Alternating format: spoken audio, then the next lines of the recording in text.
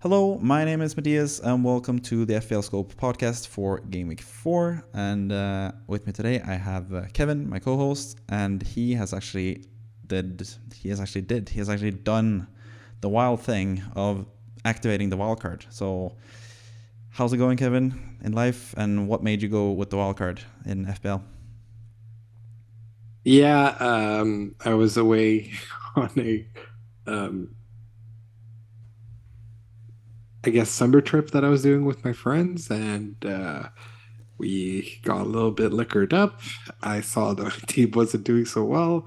There were some things that I've been worried about or irritated with for some time. One of those things included Martinelli, who has failed to perform.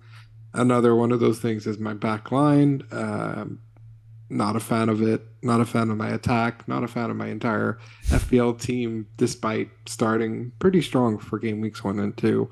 But yeah, once I see these other guys that are such obvious picks perform, including the likes of Chilwell, Gusto, Udogi, and all this type of stuff, it's just time. It's time to get rid of the dead weight and wildcard. Fair enough. We can actually check out what happened in this past game week to make you do the wildcard. And yeah, it wasn't the best game week for you. 37 points in total. You had some highlights with Saka scoring a penalty. You had Rashford getting 2 assists. Salah got another assist, so another 5-pointer for Salah. And Haaland got 1 goal despite missing a penalty, so he ended up with 4 points. But that's about it for this game week for you. You had João Pedro, you have Martinelli. There are a couple sore points with your team, like you said. And we were talking right before the deadline because it was difficult to get a hold of you because you were on your trip, which is fair enough. What a loser. You forget about FPL to have a social life? What are you doing? But you're really hard to get in contact with. But we did briefly right before the deadline, about 10 minutes before the deadline, we spoke and tried to figure out what was best for you. And we didn't really find anything. So ended up just being a simple Turner to Areola transfer, which is pointless now since you did the wildcard and Areola was on your bench. But yeah, then about 20 minutes after the deadline, I for some reason my mind was just oh shit, Gusto. You could actually have picked Gusto for a 4.0 defender and then benched Tarkowski. But then it was too late. So yeah, it's a shame that didn't go through, that I didn't think about that in time. But I just completely forgot that Gusto was even an option for the 4.0 sort of thing. But either way, kind of get why you're wildcarding with João Pedro, Martinelli, your bench, like you said, or your defense as well. Not the best with Tarkowski and stuff. Onana needs changing. There are a couple of bright spots in your team, but definitely if you want to be offensive, you can get some points from wildcarding. So yeah. So what do you think of your game week in general? And yeah, what was the main point that made you want to wildcard? Yeah, I was just quite tired of all the same players being the ones performing, and also there's being a trend with some of the players not getting the right returns. And I think there's just some blaring omissions and things that can be fixed, including Juan Pedro, who's clearly is their pen taker, but won't be starting every game because De Serbi thinks he's Pep, so he'll just continue rotating players and do it in a stupid way. So yeah, that's pretty much it, I think. And I think just generally speaking, to get ahead of the curve and some of these price increases and stuff, it's a lot easier just to wildcard and make sure that I can afford having these players. And yeah, I was just not a fan of game week 3 generally, of course, with Everton just randomly losing towards the end as well, which would have been my first point return from Tarkowski and also Everton getting a point. But no, of course not. Yeah. Had to go shit. And I'll be honest, I'm very happy that I didn't rage transfer Rashford out, as I know a lot of people did, because he still ended up with 7 points and stuff. So I'll take the 37 points. But yeah, it wasn't a great week. Yeah. Tarkowski as well had a pretty decent chance to score, so he could have had a 15-pointer, but he ended up with 2 instead. So that's twice now. Quite a bummer. Yeah, he had a goal in the other game, but the assist or whatever. Assist, yeah. Yeah. So yeah, and again you had a disallowed goal. It was barely offside. This time it was actually properly disallowed because it was offside, but really close for Doucouré as well, who has been really offensive. It's interesting to see Doucouré.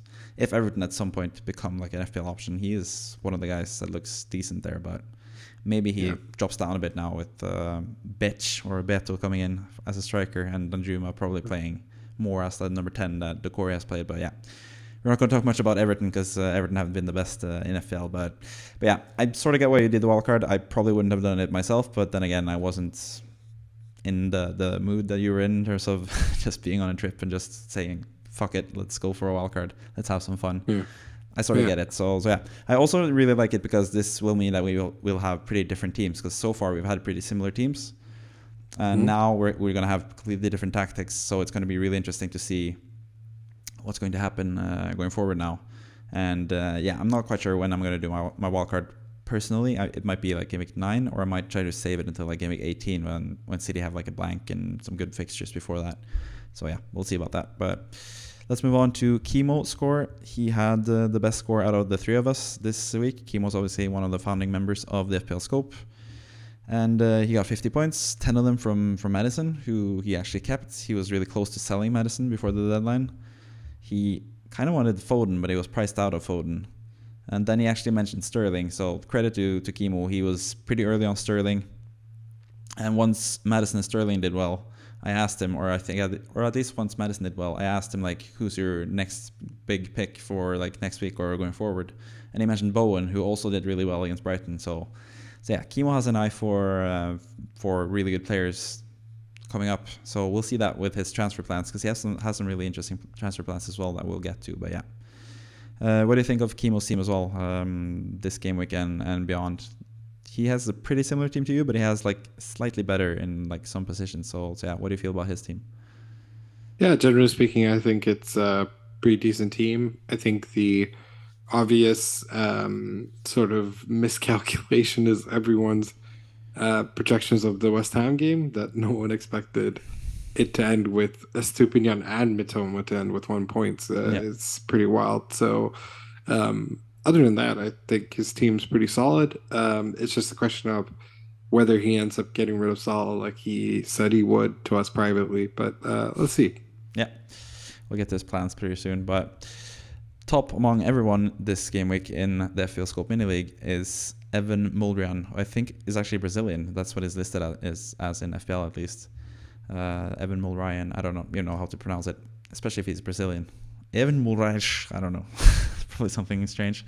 But anyways, he got 89 points, which is really good. He actually got Sterling in, and Sterling got 19 points. He had Matty Cash for 17 points, Diaby with 12 points, some huge differentials. He actually went with Chilwell as captain rather than Haaland, which is interesting considering Haaland played against Sheffield United. But I guess it worked out because he got 2 more points than he would have had with Haaland captain. So yeah, pretty interesting team. Is this sort of more the type of team you're looking to get with your wildcard, or is this just like a one-off weird game week, you think? I think it's a weird game weekend. I mean, no disrespect to Diaby and stuff like that, because we've wanted him in our FPL teams too. It's just that Aston Villa had tricky games, but generally speaking, yeah, it's a pretty interesting team. I haven't seen a lot of people who've had Richarlison, who's not had the best start to this season as well.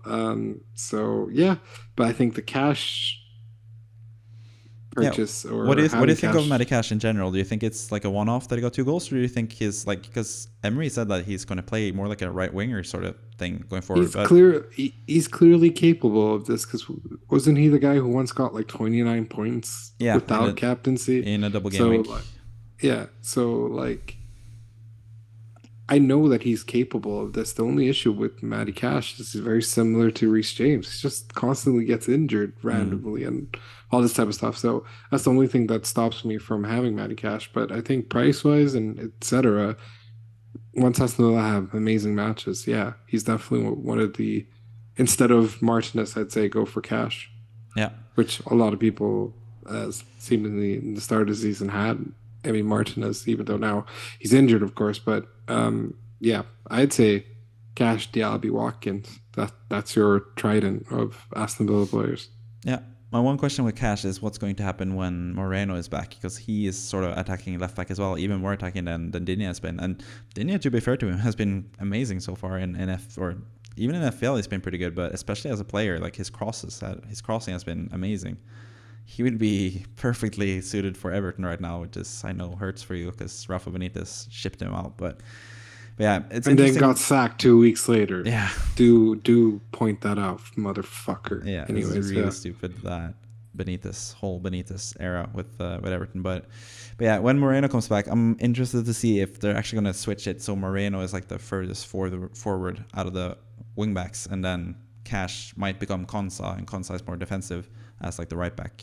Maybe that will happen. That's sort of why people are kind of not super high on Cash, and especially also with the fixtures that he has. But yeah, I think Cash is a really interesting player, especially if he keeps playing at right wing, because that's what Emery said. Like, he plays sort of like a right winger. So it seems like kind of a trend this season with like Chilwell, Estepinian, and Matty Cash as well, which is this guy's backline.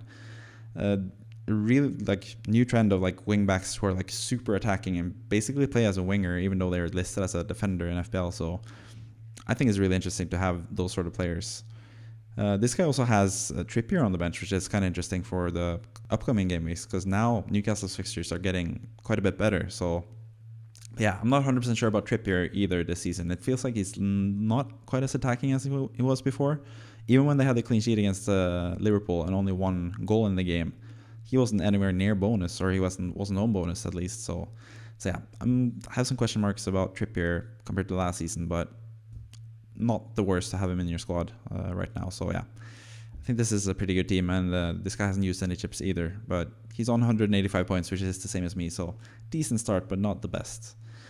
I think actually the second best manager of the week has like 220 points or something, and is doing really well overall. So, but he was just 5 points shy, I think, of winning the manager of the week. But yeah, like I said, anyone else can also be manager of the week if you join the FPL Scope mini league and you are the best manager of that particular game week, or any of the particular game weeks that comes up within the next 34 game weeks to go.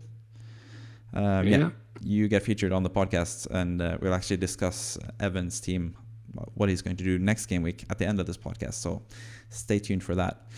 But first, we got to take a look at some predictions that we had from last week. We actually had the same correct results in the past game week. The same matches we correctly predicted, and some of the matches we had some mistakes. So what do you think of the whole predictions? Are there any matches in particular that stick out to you that you wish you would have done otherwise? Because obviously we have quite a few wrong results here. Is there anyone that sticks out in particular that you sort of could have seen coming? I think Newcastle Liverpool, had I remembered the fact that they beat them twice last year, I think that would have actually changed my perception on the game. Not to say that, because, I think you shouldn't really put too much weight into that sort of thing, but it definitely plays a bit to it. And of course, Darwin, second season wonder that he is, just absolutely smashed it. So yeah, you couldn't have predicted that. But in that regards, I think I would have been a little bit more, maybe Liverpool could edge it. And I think that's one. I think the other one is, I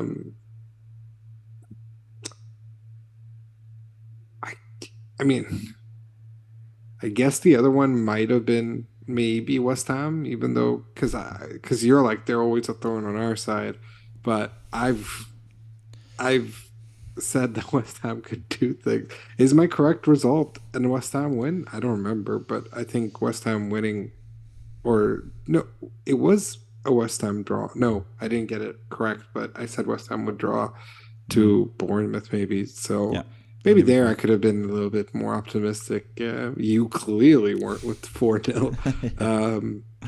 Other than that, I don't think we can be too harsh on ourselves, even though we got a few wrong. Like the fact that Everton lost in the last second is just bullshit. So you should have probably gotten that 0-0 correct result.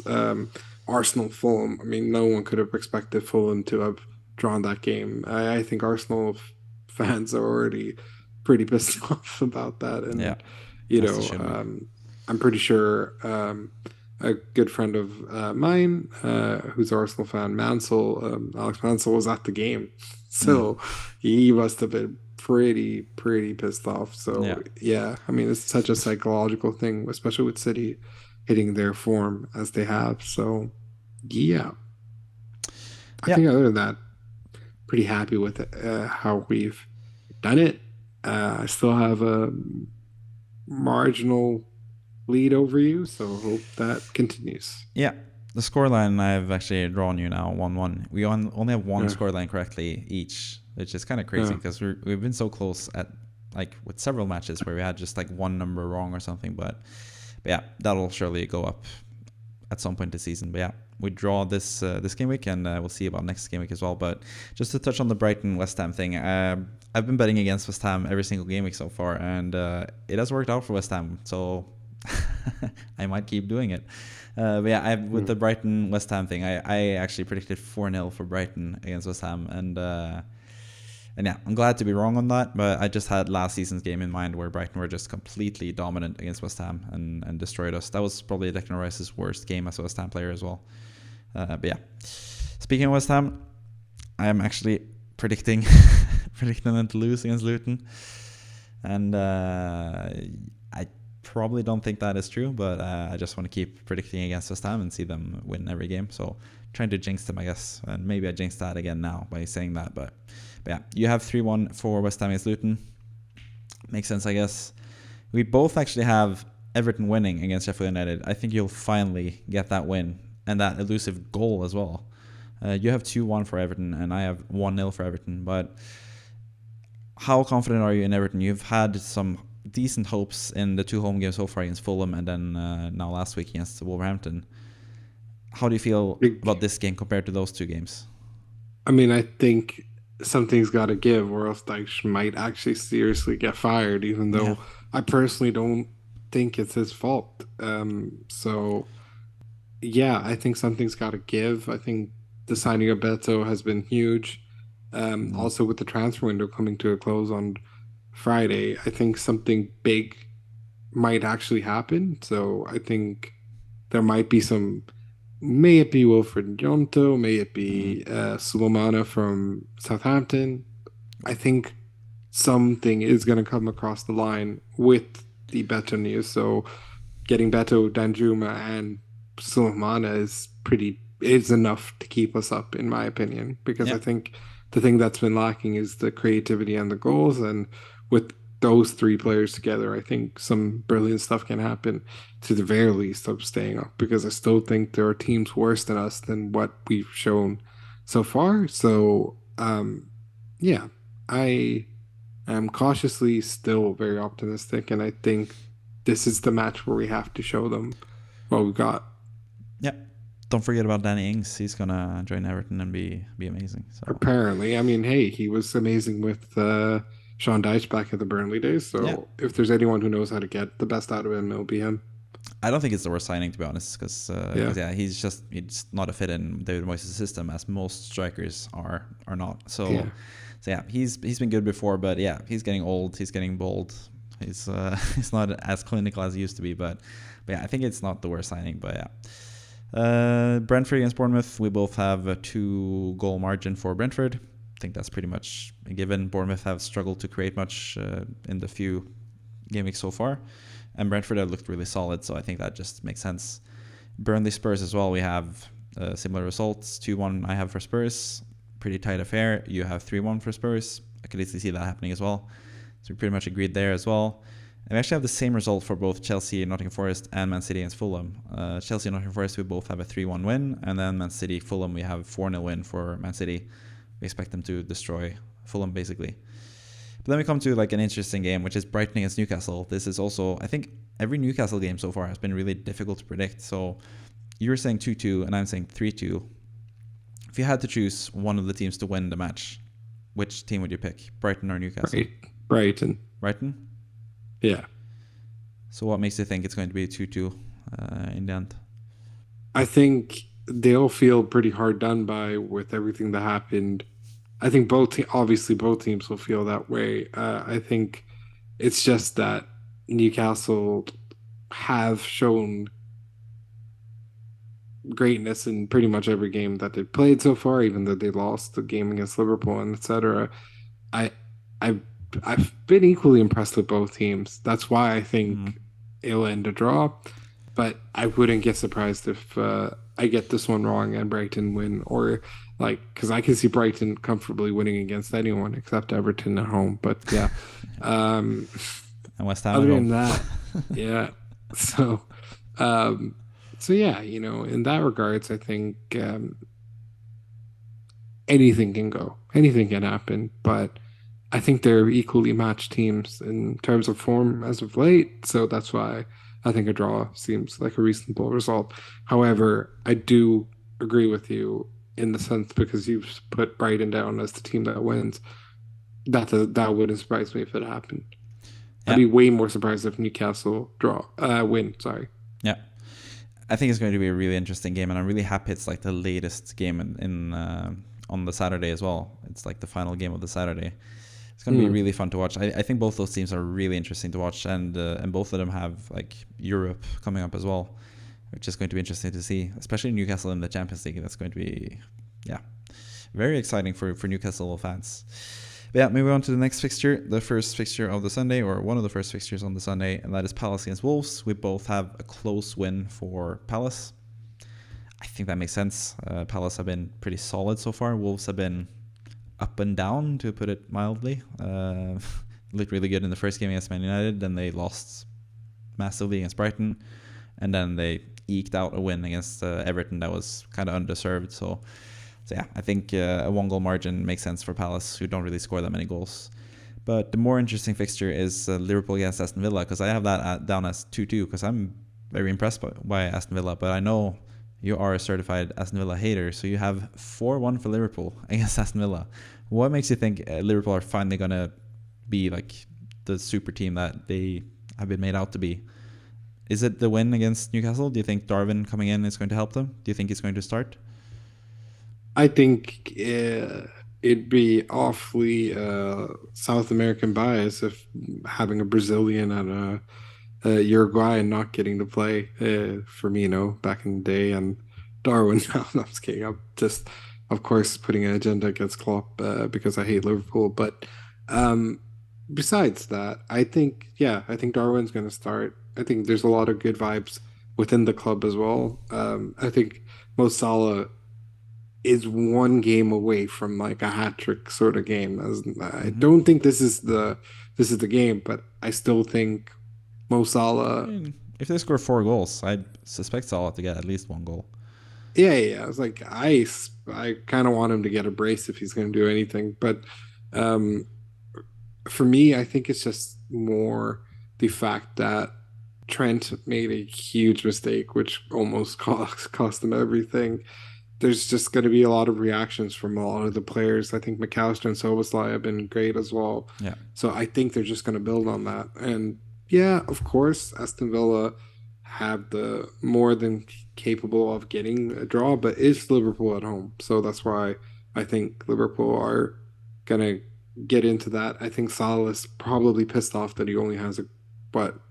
He has 2 goals or a goal and this. No, It's he one, has one goal and 2 assists. one goal and 2 assists because yeah, Missed the penalty. he's had a few ruled off and stuff. Yeah. 2 really good So assists, by the way, as well. Like yeah, of fantastic course. passes, both of them. Like I'm Yeah. super, impressed. The Darwin winning goal is all thanks to Salah's Yeah. crazy pass. So yeah, I think things like that is going to get into it. So that's why I think there's going to be a big win. Yeah, fair enough. And then the final game is the big one, Arsenal against Man United, a classic match.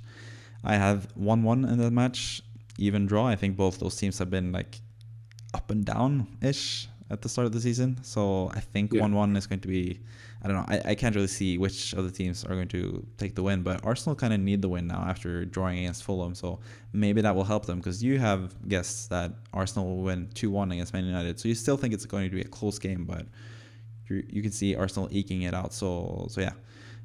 What went into your prediction for that game as well? Well, Declan Rice and Mason Mount are best friends, and therefore they don't want to lose to an. No, I'm just kidding.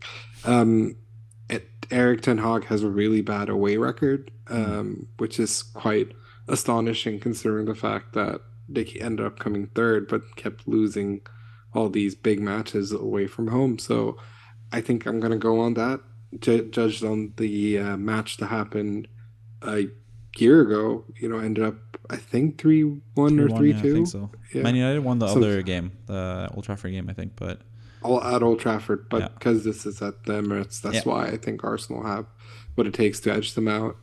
Yeah, If Jesus is healthy as well, I think that'll be a huge plus for both definitely. Martinelli and himself because Nketiah just doesn't seem to do link up play well with Martinelli, which is quite ironic because one of the best assists I've ever seen in my life is Martinelli to Nketiah. So, but they just don't have that same link up play as Gabby and Gabby have. So, yeah, that's why I think Arsenal are gonna just barely edge it because with the fact that Jesus is back and they're playing at home, I think they'll escape with a win.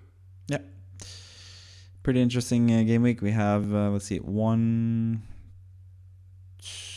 2, 3, 4 disagreements this game week out of the 10 games. So yeah, going to be interesting to see if I can pull it back a little bit or if you pull even further ahead. I think with the Luton West Ham game, you have an advantage there because I'm trying to jinx against West Ham. But yeah, we'll see. Those are the predictions for game week 4 in terms of the scores and results. So let's move on to what's going to our predictions for what is the best team for game week 4 because we're going to take a look at your wildcard team first. So this is your current wildcard team as constructed. Some interesting players here, but yeah, you can just take us through like just a little sentence about each player, why you've picked them, and yeah, if you are certain about keeping them in your squad or if you are kind of considering selling them or not. Start with the goalkeeper and just work your way through, I guess. Yeah, Vicario is someone that I wrote a player review about and got a lot of stick for because obviously our reviews came out before the season started, so it was a lot due to the preseason, and he looked terrible in preseason. But the minute it became actual Premier League action, he's been great. I thought he was fantastic against Man United. Mm-hmm. I think he's been fantastic in pretty much every game, and he's been really unlucky to concede certain goals, including one where Van de Ven accidentally, it wasn't an own goal, but it's due to his deflection that it goes in still, and all this type of stuff. So for me, I think Vicario is great. He's looked good. He gets a lot of bonus points as well. He looked like what Onana did, but Onana after that one save attempt against Nottingham Forest, I was just like, nope, I've had enough. This is shocking. Yeah. So I think Vicario long term, fixture wise, looks good as well. So Yep. yeah, that's why I'm buying into the Kool-Aid.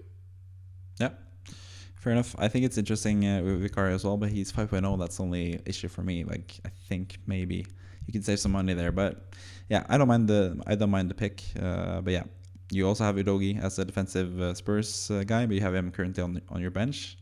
Is that someone you're considering? Like, I mean, Gusto Chilwell have an amazing fixture, and Estepinian, even though he has a tough fixture, you can't really bench Estepinian. Is there any offensive player you potentially bench for Udogi, or is he just going to be your first bench option? Because when I see that, alarm bells go into my own head because that happened for me this game week. I had Udogi first bench and he was about to come on, but then Foden played 4 minutes and blocked the Udogi points, the 12 points that he got. So is Udogi someone you're considering starting? Yeah, because again, this is just a initial draft because Yeah. I could easily see Vicario becoming Flecken, which would also save me money and add money to the bank, and that could also switch things up. It could include making Wissa into Julian Alvarez, all this type of stuff. So yeah, so there are some considerations to be there, and if that happens, that could mean that I bring Odogi in. I'm also not 100% sold on Gusto when we could have Reece James coming back soon. So, but I think for the time being, it's worth having until then. And I have Chilwell, who I'll be playing over Reece James anyways in that regard. So Yeah, it's fine. It's whatever. But uh, in terms of, I could potentially bench Stupinian against, but I don't Newcastle. want to Yeah. He's so attacking. because Like, I made this point during the weekly wildcard draft, which hasn't been published as the time of this recording, but I made the point that Estepinian last year, when Arsenal were trying to win the league, they played against Brighton, and Estepinian got like 18 points because he got a goal, an assist, and a clean sheet. So he can do yeah, that against anyone. So I'd be like pretty hesitant to bench Estepinian myself. But yeah. yeah. And in the rest of the team, I still believe in Mo Salah. Yeah. I think for a guy who hasn't blanked yet, but still averages 5 points, I mean, I guess he's doing what he was bought for. So, yeah, he's all right.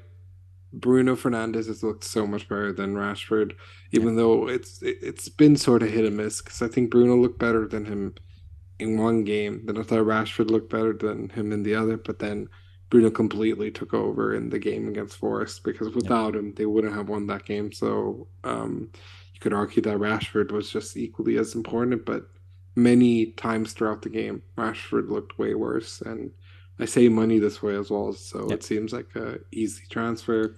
Saka's back on penalties, so it seems like unless Odegaard's like, I'm feeling really good about this, it's gonna be him for the rest of the thing.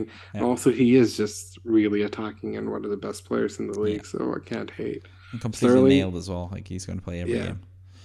Sterling is just reactionary knee jerk as it gets, but Chelsea have really good games. Yeah. Sterling has looked really good for Chelsea under Poch, which again was something that we predicted when we said when we did like these whole sort of reviews and stuff like that that we think that Poch or I wrote a lot of the Chelsea reviews, so I had faith that Yeah. Pochettino could bring some of these guys back to life, and he's evidently done so with Sterling.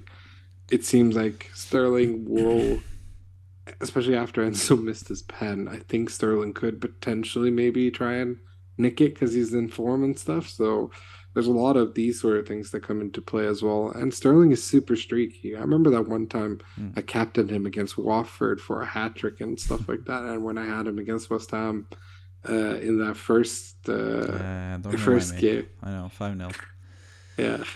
So we all know what Sterling's capable of, and it's really fun. Obviously, it's super fun for Chelsea fans, but it's also just fun in general to have some stable Chelsea options for once compared to last year.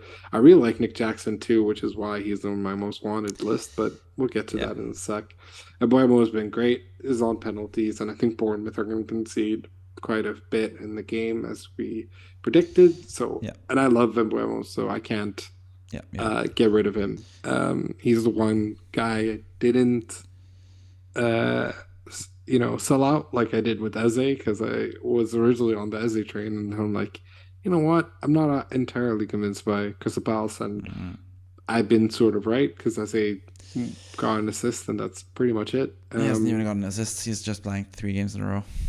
Whoops! I Yeah. thought for whatever reason he got a. He really should have had an assist. assist in the first game. He was really good in the first game, and it's been pretty decent since that. But it's just, but yeah, like you said, it's the Crystal Palace thing. Like, I should have myself. I was between him and Diaby, and I should have gone with the Aston Villa player because I had a lot of faith in Aston Villa. But yeah, And Holland's, everyone has him. yeah, Wissa could change. Wissa is one of those players that could become Julian Alvarez, could become Jackson. mm, It could change a lot, but I don't hate the fact that Wissa's looked good in pretty much every game and it's come very close in every game too, and has gone results. So it's not the worst option to have, to be fair, but we'll see.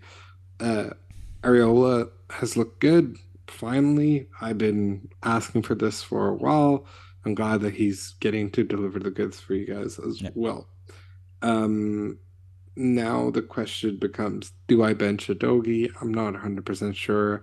I have very bad memories of benching decent fullbacks, so I want to try and not do that. But we'll see. Things might change around. Archer, most likely going to score a hat trick against us, so yeah, that'll sting.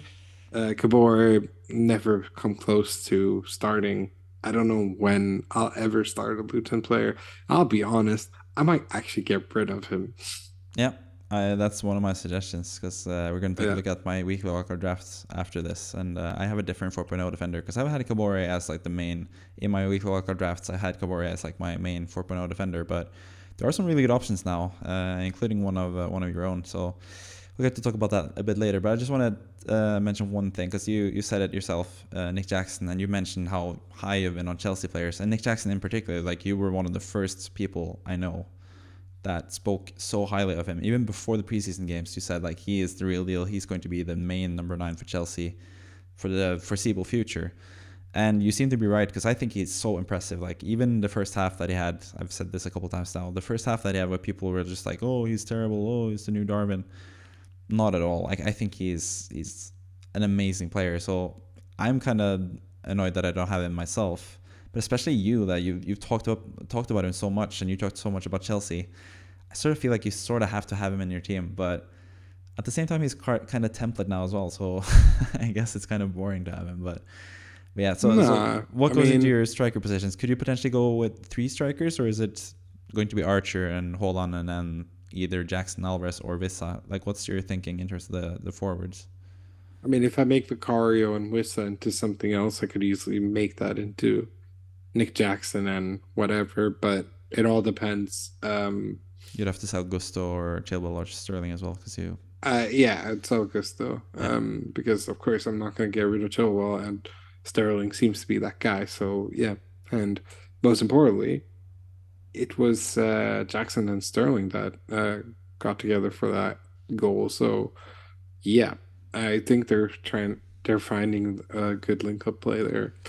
yeah, So yeah, I think that would be the person of interest. I think Madison is also one that really stings not having. mm-hmm. So I have to take a big decision on what I do there.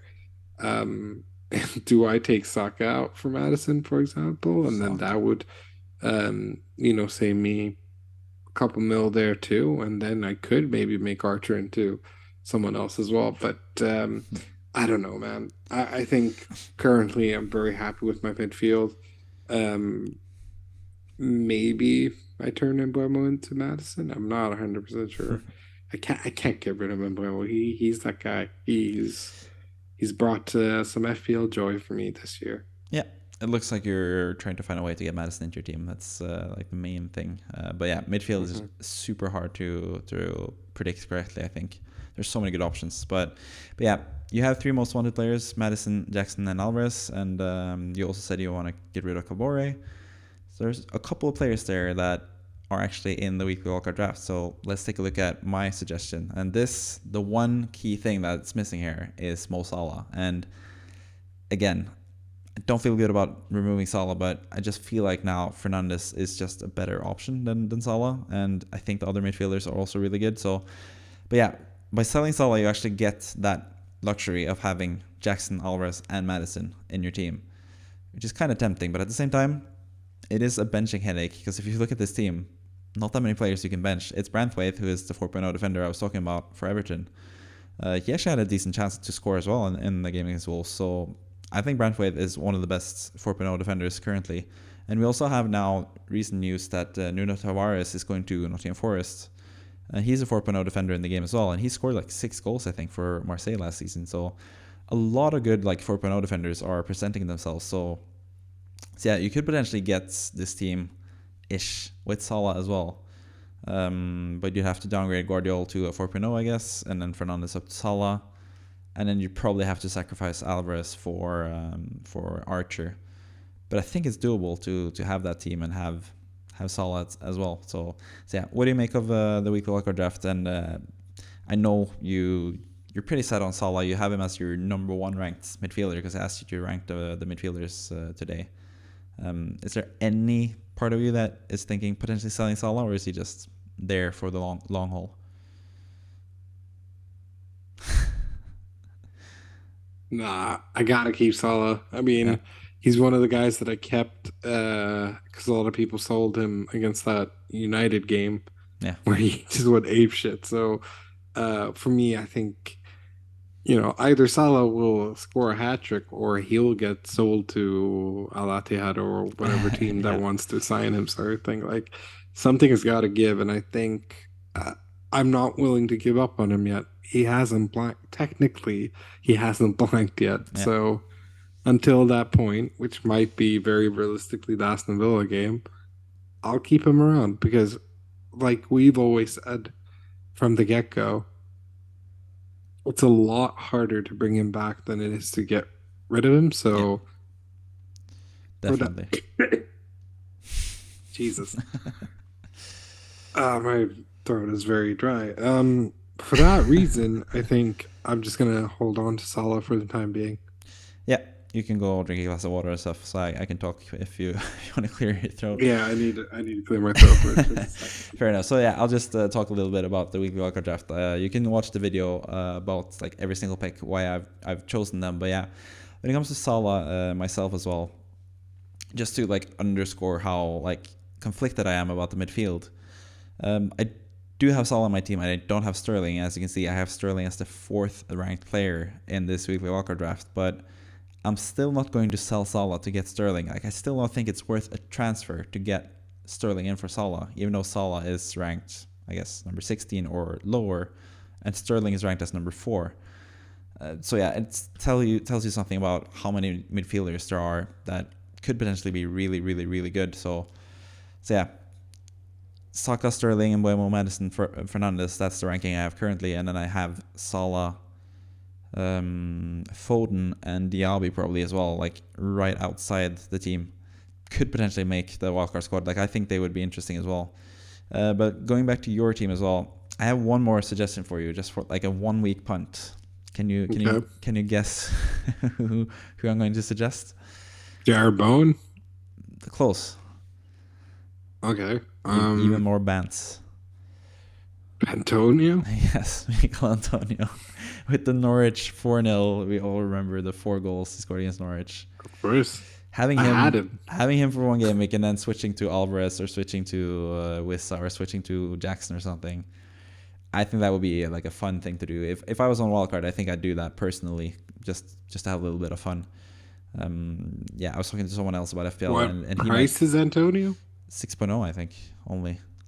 Potentially 5.9, so he's also someone that you could potentially, if you can find the money to have him rather than Archer, you can also have a stronger bench and just play him one game week and then I guess get rid of him. But yeah, I think he's just like a fun option. Either him or Bowen just for 1 game week. But even then, like going forward, like we know West Ham, they don't have the best fixtures. But he plays against both City and Liverpool in the next 2 after the game against Luton. But he scored so many goals against Liverpool throughout his career, and he scored a couple of goals against Man City as well. So he can score against those types of teams. I think West Ham are also a team that can score against pretty much anyone, and they can blank against pretty much everyone as well. But after those 2 games, he has Sheffield United as well. So Luton and Sheffield United in the next 4 for Antonio. So it's not even the worst like short-term pick, or Bowen for that matter.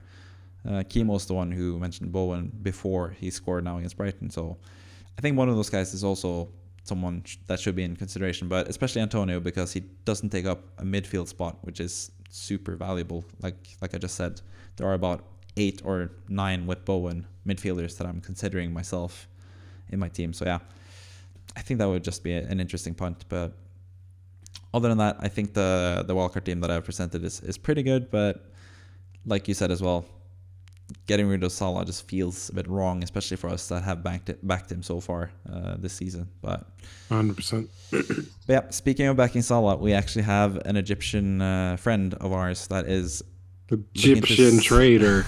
Egyptian. Yeah. Not so much anymore. Norwegian. He's Norwegian. He's Norwegian. He's Norwegian. Yeah. He has full faith in Haaland rather than Salah. So yeah. Kimo is actually looking to sell Salah, and for either, like we mentioned, Bowen or Sterling, because yeah, Kimo said that he was a big fan of Sterling last game week, so that's why I'm sort of questioning why didn't he just do the Salah to Sterling move last game week when Sterling had Luton and Salah had Newcastle. Yeah, I'll never get that. It's kind of strange, but yeah, Salah to either Bowen or Sterling, and then Joe Pedro, who needs to be sold. I think we both can agree. to either Jackson or Isak. So out of those combinations, Bowen or Sterling and Jackson or Isak, what would you lean if you were in Kimo's shoes and you had to choose? You are selling Salah, you are selling Joe Pedro, and you're bringing in one of the 4 players, or 2 of the 4 players that he's mentioning. Which 2 are you choosing? Which midfielder and which forward? I would say, I think for most stability, maybe you'd go Sterling and Isak, just because Sterling's been on fire and Isak is most likely their pen taker, I think, because Wilson never gets to start anymore. Yeah. Ka-ching. I'd say that, or even Sterling and Jackson, because Jackson's great and he's just so close to getting a haul. You just know it. Whilst Isak, he's great. He's consistently good, but he never usually gets like a hat trick or anything like that either. He's known for getting like a brace at most, or getting like a goal and an assist, or 2 goals and an assist at most. He never usually gets the hattie. So he only plays like 60, 70 minutes each game because Wilson comes on for the last half hour. Yeah. So that's the only thing. And Jackson, I feel, gets way more play time in regards to that, to chase a goal and stuff like that, whilst Isak has to do damage early or else that's it. So that's the only thing. I love Isak. He's the greatest Premier League player right now. But I'd just say I'd be a bit more tentative to wait with Newcastle, because we still don't know how they're going to deal with Champions League and stuff like that going forward. And Newcastle's, when do their fixtures actually turn? It's kind of close right now. I think I actually have the fixture ticker. I didn't add it to the podcast this week, but yeah, let's take a look at the fixture ticker actually. Okay. Newcastle, they have Brighton away now in Game Week 4, which is tough. But after that, Brentford, kind of a tough fixture still. But after that, Game Week 6, I think, onwards, they have the good fixtures. Sheffield United away, Burnley at home, West Ham away in the next 3 after that. I mean, those aren't bad games. Yeah. Not the worst. I haven't even prepared. Now we're not even on camera. So, but yeah. So they have some decent fixtures from Game Week 6 onwards, Newcastle. So yeah, not the worst for Isak, but it's just the whole Wilson thing. Like, I'd personally wait until Game Week 6 or around that time to see potentially if Wilson gets injured, as he usually does, or potentially if all of a sudden Isak starts to play 90 minutes rather than Wilson. I don't know. I'd wait a bit with Isak personally. So. Or if Isak doesn't score, but Wilson does again in half an hour, then Wilson all of a sudden becomes the starter, which could happen under House. So, yep. Isak has started 3 games in a row, and he scored twice in the opening game, but after that, he's sort of just not done that much. It's been Liverpool and Man City, to be fair, but he has gotten his 3 stars now. So I feel like Wilson is going to start some game at some point now. And unlike last season, when they didn't really have a nice left-wing player, this year, Anthony Gordon is looking to break out, and they also have Harvey Barnes on the bench each and every game pretty much. So I don't think Isak is going to play as much on the left wing as he did last season either. No. So yeah, personally, I'd probably go safe and just go with Sterling and Jackson. But at the same time, I probably wouldn't do these transfers in general. I think I'd be more inclined to sell Rashford, especially for this game week. I know Rashford has a good record against Arsenal from before. He broke out against Arsenal back in the day. But I think he can even do, rather than doing Salah to Bowen Sterling, you can do Rashford to Bowen or Sterling, and you still have 2 million in the bank, I guess, which is enough, not enough for Isak or Jackson, but you could get someone like Wissa, or you can get someone like Alvarez, or you can punt on Antonio as well. If you want to have, if you still want to have Sterling and a West Ham player, you can go Sterling and Antonio just to be a bit different there as well, if you're Kimo. So would it be enough for Alvarez as well? I think so, because Rashford is 9 million and Sterling is 7.1, so you get about 2 million. Joe Pedro is 5.5, and Alvarez is only 6.5, so he'd have more than enough to get Alvarez as well. So I think that's a better option personally. Myself. We'll see. Kimo likes to keep it loose and loosey-goosey, so we'll see what he ends up doing. It'll be fun to see, though. Yeah. But yeah, other than that, I think his team looks pretty good. He has Madison, of course, which is a big plus for him.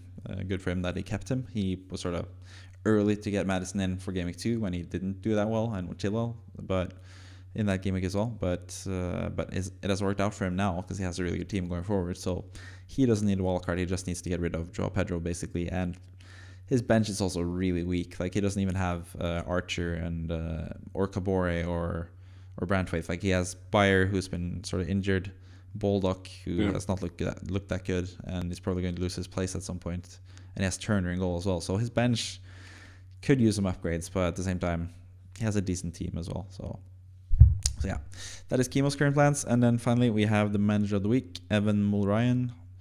He has 0.5 in the bank, 1 free transfer left, and I have 1 suggested transfer out, but I'm not sure who to bring in. So Richarlison is the one I think he needs to get rid of. I think Richarlison even started now in the League Cup, and they went out.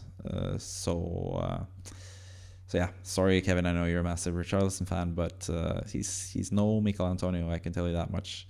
Shut up. They have a feud.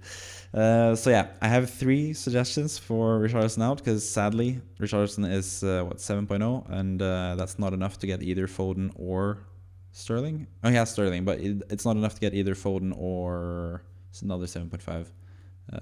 Yeah, it's not Foden or Madison. Those are the 2 players that he can't get. He doesn't have enough, so he'd have to do a -4 to get those players. So the 3 suggestions I have is either Richarlison to Bowen, Richarlison to Mbeumo, which is more the sensible pick, and then finally I just to discuss it because it has sort of become like a topic now in FPL, because Rodri said that this past few seasons Gundogan and De Bruyne were ahead of him, so he sort of had to cover for them, but now that Kovacic is playing next to him instead, he can push forward, and that has resulted in 2 goals and 1 assist so far for Rodri. So do you think there's something in this? Is Rodri going to play more offensively? He has a knack for scoring really important and good goals. So for 5.5 or 5.7 that is now, do you think he's an option, or do you think it's just like a mirage? Do you think it's just going to be like more of a DM going forward and not get that many goals?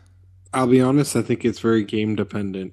Like, it depends on which sort of match it is. So Fulham at home, not the worst shout, personally, but like, I think obviously if he's going to be playing the Chelseas, Arsenals, and all these sort of teams, like, I don't think it's going to be in the frequency that we saw with Gundogan and stuff like that.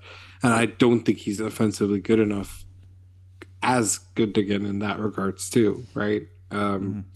So yeah. So for me, I think it's a fun little punt, but the sensible option is the middle option there that you've listed, and Mbeumo's been great and is on penalties. And yeah, like, I remember when I first did a player review about him and finding out, the fact that he played for France and all this type of stuff too. And I was just like, yeah, this guy's got crazy quality and he's showing it. And we know that his goal tally record is great when Ivan Toney's not playing. So yeah. Yeah, I think it's a sensible option as well. But I think also, just to give Bowen a bit more praise, like, he's been really good. But also, the fact that this team is pretty stacked, because as you can see on the bench, Trippier and Cash on the bench, those guys are really good. Yeah. So Bowen against Man City, Bowen against Liverpool, no issue really, because he can just bench Bowen and play either Trippier or Cash, or even upgrade Joe Pedro to someone like Wissa, potentially, or Alvarez at some point. This is a really stacked team. So I think that leaves a little bit more room for having someone like Bowen, who has some tough fixtures, but you could just bench him in those fixtures because you have such a good team. So I think it's pretty close between Bowen and Mbeumo. I'm not 100% sold about Rodri either. Like, he's going to get some goals. The first the goal and assist in the first game week was sort of just like set pieces. It was an anomaly, yeah. Yeah, it was kind of like not him pushing forward as a midfielder. It was more him being involved with set pieces and being at the right place at the right time, which he's really good at doing. This is not the Yaya Toure story that people think it's going to happen. That's true. So I think I would stay away from Rodri, and yeah, seeing as he can't get Foden, I think Mbeumo is probably the sensible pick, but Bowen is the more like fun pick if you want to be more go more against the grain and get early on one of the West Ham players, because West Ham will get some good fixtures at some point as well. So yeah, I think that's a decent plan. I think this is a decent team as well. I think it's interesting with Pinnock as well, which is a decent like 4.5 defensive option, not as attacking as some of the fullbacks, but at the same time, Brentford are pretty good defensively. It's also the goalkeepers, Pickford and Leno. Leno has been really good so far. He's last season as well, like crazy how many saves he's making each season. Yeah. But for FPL, I think Leno Pickford is not the best like rotation, or it's probably a good rotation, but I think it's just too much money on two bad teams really, Fulham and Everton. So yeah, long term, I'd try to downgrade one of those goalkeepers to a 4.0, and probably also downgrade Joao Pedro to Baldock because you already have Trippier and Cash already as like good bench options, and obviously selling Richarlison.